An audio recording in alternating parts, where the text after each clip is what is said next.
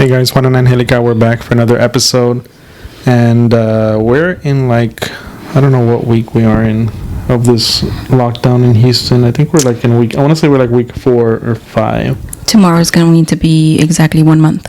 1 month? Mm-hmm. Feels like longer.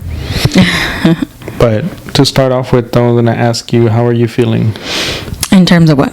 Just in general with everything that's going on and everything, like being in a situation where we can't leave, and just the uncertainty around the coronavirus and all of that. Well, we can leave. We just can't do our things that we want to do. We're very, very limited to what we all. That's obvious for everybody. But how do I feel? I have to say that. Can I be honest? Yeah. Well, I thought. Why wouldn't you be honest? I don't know.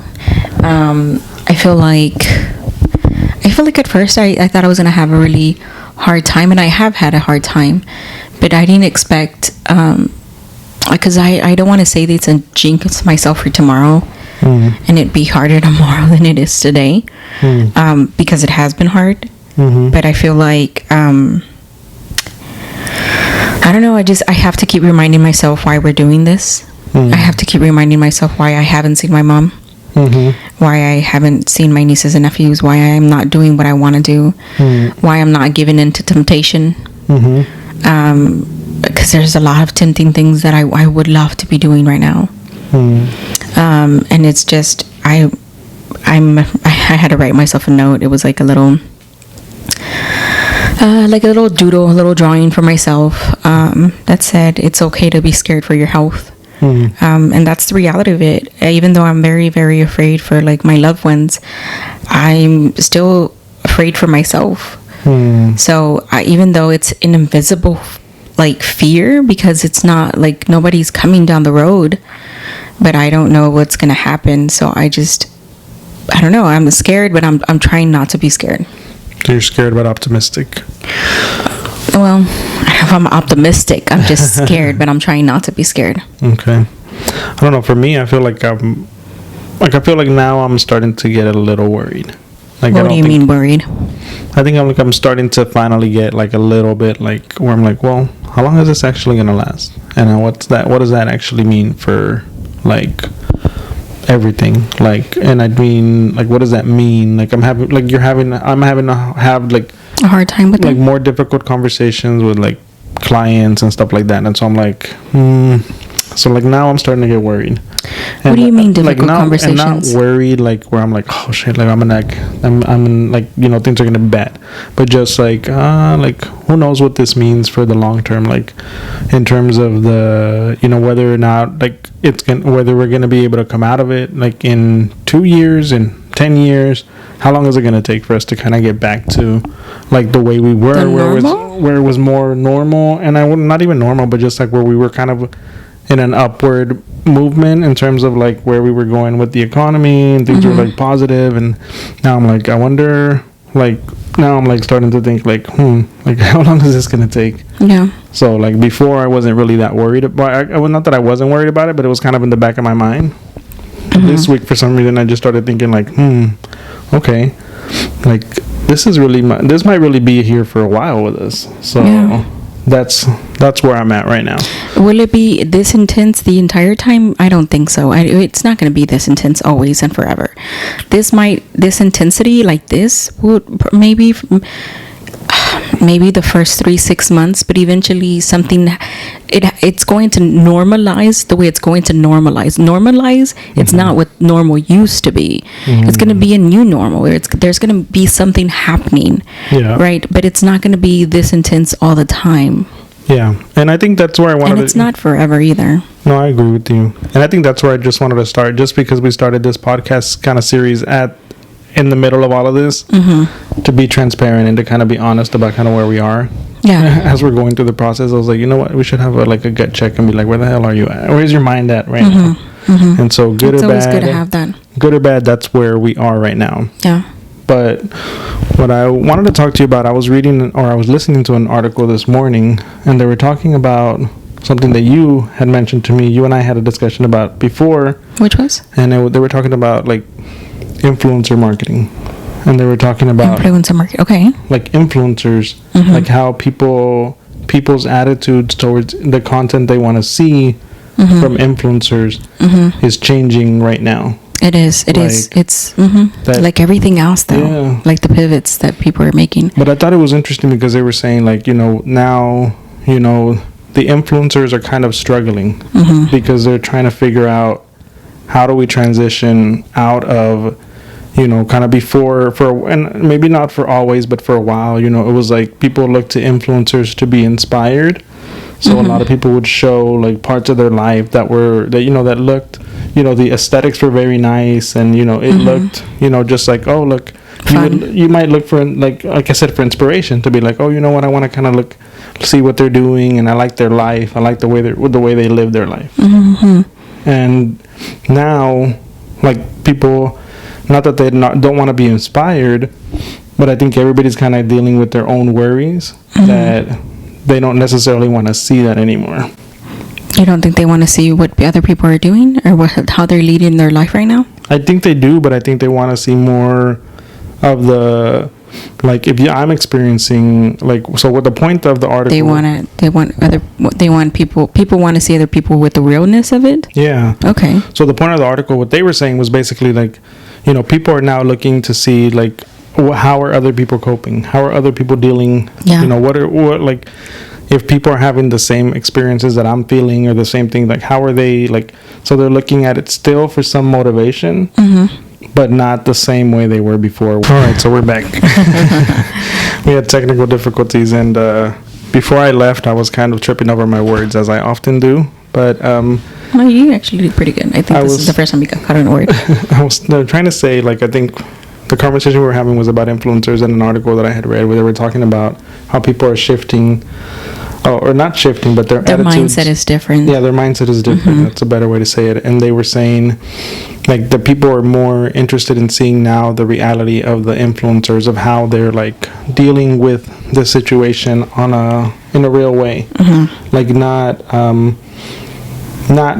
so much like, what am I wearing today? What am I buying? Like, what's the latest, like, thing that I have that I purchased? Like, like, what's the latest That's makeup? Not all influencers. Not all influencers. Just to use an example. I hear what you're saying. I see what you're talking about, and I don't know if you're doing a good job of explaining that.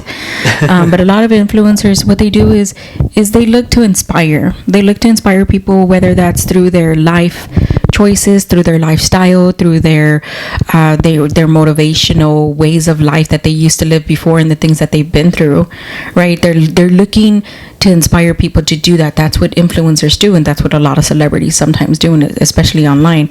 And I see what you're saying. I don't think people don't want to know what they're buying, or don't want to know what they're doing. I think people want to know how they're handling this, and I think that's where some influencers are missing the mark. Yeah. And that's why I want to bring it up, because I think there's like that's why I wanted to kind of have the conversation here, because I feel like there's like you run the gamut, like, with some people are saying, like, oh, like, people are just like, their mindset is different, they don't want to really see what they were seeing before. Yeah.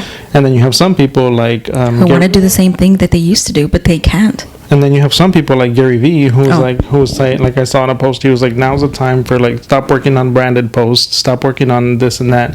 Like, now's the time to, like, be your true self and, like, show who you really are, and, like, stop doing all this stuff. So I think that he doesn't want people to work on branded posts. Like, he was saying, like, stop thinking about that. Like, if that's prohibiting you from being your real self, don't work on stuff like that. Which I thought was, like, another extreme. Like, okay, I see what he's saying, but the thing is that a lot of these bloggers and influencers and people who live online and do this for a living, that's what they do for a living, and it's gonna be difficult for you to get. There's a fine line from authenticity to something branded, and I think that's the fine line that influencers have to find right now. Before, it was much easier. That blurred line was very big. That gray area was huge, right? Because you could speak on a lot of things and still be able to connect with other people. But right now, we're all dealing with the same thing. And so if you're, like, off in left field talking about rainbows and all kinds of stuff, yeah, that's fine. But the probability that you're going to connect with people, it's going to be very few. I mean, mind you can do whatever you want, but if you're lagging, then you should probably, and we've talked about this, it's just pivoting. And because we've had a pivot, and I remember the last conversation we had in real life, and here also when we've had this conversation, is we were talking about our business, pivoting our business, because that's one of the things that we were worried about. But we kept forgetting to mention that we had a pivot in our actual lives. We had a pivot on the way we woke up, the way we fell asleep, where we spent our time, because we were no longer leaving our house for boy to go to school. Now he can do it here, and because we have him here, how are we spending our time with him? What conversations are we having with him? What are we doing? Yeah, and I think pivoting is like one thing, but I think what I'm like kind of interested in like is that thing on the creators, on the influencers, because I think that like it I understand that it's the livelihood, but then at the same time is like if your livelihood is promoting brands, and a lot of the businesses that are out there right now are suffering, and they're not like like we're talking about boutiques and stores, even as big retailers like Dillard's and Macy's and all these other ones are closed. They don't have their stores open. So then at some point, you, not that you don't work on branded posts, but I think it's also kind of an opportunity for the influencer to think about, well, what would I talk about when I'm not talking about branded content? What would I talk about? Because I think for a lot of influencers, what happens is like at the beginning you start and you're creating content that you want because you want to. Yeah. And then all of a sudden you start getting some success and you start getting a lot of brand deal. And then before you know it, you're in a place where you probably feel like, well, I'm kind of losing myself in between all of these brand deals because I'm starting to do everything is sponsored. The majority of what I'm doing is sponsored. Or I'm thinking about like, well, how does my brand fit in? So I have to keep my brand a certain way for it to keep fitting in with the brands that I want to work with. Or you have to keep adjusting so the brand can fit. And now, like for a lot of a lot of deals have kind of been put on hold. So even if like not from the perspective of like brand influencers shouldn't be doing brands, like shouldn't be doing branded content, I don't necessarily agree with that. But I think like take a step back and like I think it's an opportunity for influencers, don't you think, for them to kind of think about like what kind of content do I want to be creating right now, like in the situation, but then also like I have to say this is a very great opportunity even now to be able to, if ever you wanted to reinvent yourself, the opportunity is now. You can definitely use this as a motion. Like we've been blogging for about 10 plus years, I think. Oh my God, I don't know how long it's been. 9-10 years. 10 years. It was 2010 when we started. So okay, not plus 10. So it's been almost 10 years, if not 10 years. More than 10 years. I don't know at this point. But it dawned on me a few days ago when I was like, yeah, you know what? I don't really call myself necessarily a blogger because that's where we started, but I do call myself like a former blogger. We understand that aspect of it. I mean, it's just, I saw like a moment and there was clarity for me, and I was like, that's not what I do anymore. That's not who I am, because that's obviously who I was and who I don't regret any of it, but it's just something I did. And so I was like, why would it take a moment like this for me to figure out, you know what, I can't force myself to keep blogging. I can't force myself to keep calling myself a blogger if I haven't blogged in a really long time. I mean, my stuff is still up and there's articles still with my name, not even on our platform but other platforms, but I'm like, I love my blogger friends, I love my influencer friends, and do what I always consider. If once I called myself an influencer, would I always be considered an influencer? And that's not that's where I'm struggling, but that's why that's where my mind space is at, my head space is at. I love doing all the things that they do. I love doing everything. I love talking creative. I love doing all of that. But I thought about it that other night, and I was like, you know what? I'm a former blogger. Like, I retired from blogging. Is that a thing? I don't think you've retired. I think it's like you've moved on to like something different, like, or you added, like, where your main focus is no longer just a blog, but your main focus is now other stuff. Because I think like you know, for me, like kind of what you were saying, like I feel like this podcast is like something that I had been kind of thinking about. Like, oh my God, we've been talking about it for a while. Years. Jesus, and I was heavens. like, you know, like it's something that we wanted like to do. And we had a podcast before, you know, with Sandra, and that was fun, and we did that for a while. But you know, we kind of were like, you know, we need like we always thought about do something like with this podcast, and then I was like, you know what, like. Not that I had the time, but I was like, you know what? I'm at home. I don't have to go anywhere. We don't have anywhere to be. I'm like, how hard can it be to figure this out? It's hard to do stuff. Well, no, I was like, how hard can it be to figure out the technical side of doing this? Oh, okay. No, but it's hard to find the time to do things because sometimes your mind, you would think that you have all the time in the world right now to do whatever it is you do. And I keep hearing that. I keep hearing that. I don't know where people are. It's still 24 hours a day. Like, I don't know where people are finding all this time that they want to do or don't do, because I am looking for that time. But our days are like, how long did it take us? We went to the grocery store yesterday and today. So what we are doing is we're taking our time not to like inundate. Like, we've been passing by grocery stores and they keep being filled with people because that's the only place you can go. So everybody's going there. So I don't want to keep going to grocery stores to put myself at risk or put other people at risk either. You know what I mean? So I don't want to go to the grocery store. I don't want to go inside. And so I'm limiting myself to whatever it is that they're limiting for whether I get it delivered or whether I pick it up, right? We've been doing a few deliveries here to the house, but it's difficult as hell because you have to find a time spot. But there has been some grocery stores that do a really good job of like putting a lot of time spots, and I'm finding time spots to be able to go pick up, right? So we pick up our groceries, we come back home, and then how long does it take me to from the car to into our house? About like 45 minutes, an hour, probably.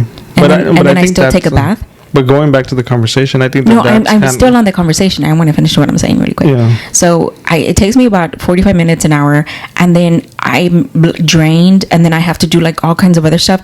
My normal has shifted. Like, even though my normal wasn't going to the grocery store and running errands and all of that stuff, errands still have to be done. Things still have to get done. Otherwise, we don't eat. Otherwise, we can't, like, the dishes still have to be washed. The floor still has to be broomed. Things still have to be done. And so I don't know where people are finding all this time. I would love to have all that time. Also, I'm like, what in the world? Why does everybody get time and not me? How does that work out for people? And so, but yeah, I see what you're saying. Going back to what you were saying about like, now is the time to do it. You're right. Now is the time to do it, because not that you have physical time, some time to do it, but you have thinking space now. You're at home. You're surrounded by your family and your loved ones, or you're talking to them even more so now over the phone, and you're yearning for them and you're longing for your loved ones, your friends, those things that you did.